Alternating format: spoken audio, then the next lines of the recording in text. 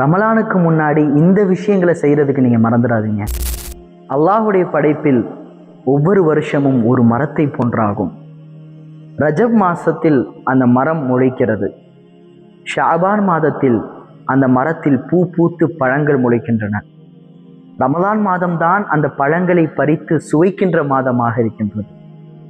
சஹாபாக்கள் ரமலான் வருவதற்கு முன்னால் 6 மாதங்கள் இந்த ரமலானை அடைந்து கொள்ள வேண்டும் என்று அல்லாஹ்விடம் பிரார்த்தனை செய்வார்கள்.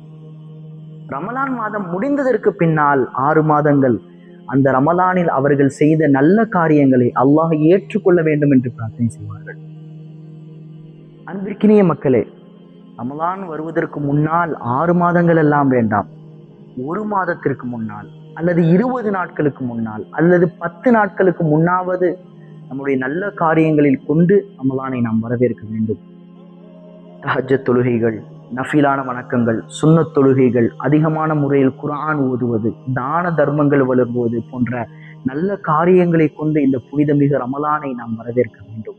அல்லாஹு தஆலா நம் அனைவரையும் இந்த பழங்களும் பலன்களும் அதிகமாக தருகின்ற ரமலான் மாதத்தை அடைய செய்வோம். அஸ்ஸலாமு அலைக்கும் வரஹ்மத்துல்லாஹ்.